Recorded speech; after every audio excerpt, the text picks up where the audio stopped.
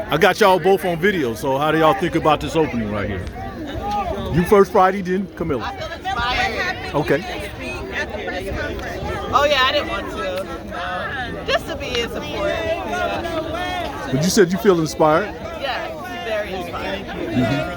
You know, the last time we were here was August 31st, and it was a shame, you know, and it just speaks to the resiliency of descendants of American slaves. We're not taking no for an answer. We came right back. Once the doors opened to the Capitol again, we came right back, and we mean business. We have to finish what we started.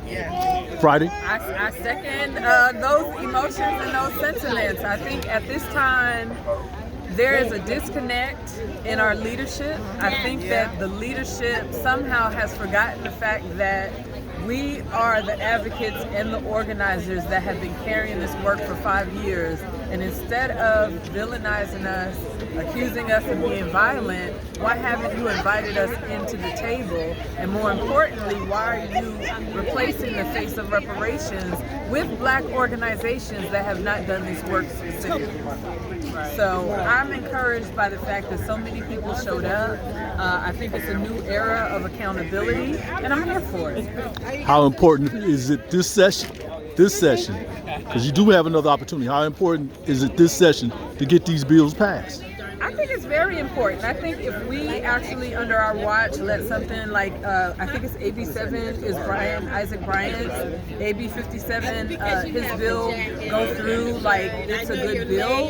I think we do ourselves a disservice, and I think that when we understand the pillars of reparations, compensation, restitution, non-repetition, those things have to be in anything that's being called a reparations bill, and those elements are they're not in AB 57. My last question, there was $12 million allocated, in the last budget. Yeah, we'd like an accounting of those funds. What happened to them? Were they reappropriated? Were they spent on reparations? We know on December 2nd, there was Gavin Newsom signed a resolution for $25 million for the Department of Justice to defend itself against Donald Trump.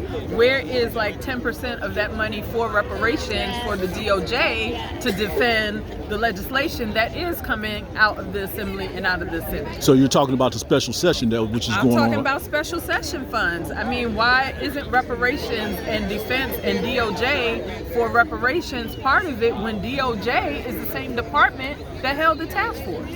So you want to defend and you want to stand up civil rights for everybody else. Well, where's our legal dollars that you showed the state of California is actually going to invest in what it is that we're doing? So CJEC has it right this time. They're asking for more money.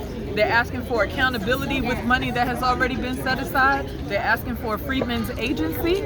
And all of those things are critical for us to build an infrastructure for successful reparations. And then we can take that same demand to the federal government for a Freedmen agency at the federal level. Thank you for sharing your thoughts. You're welcome.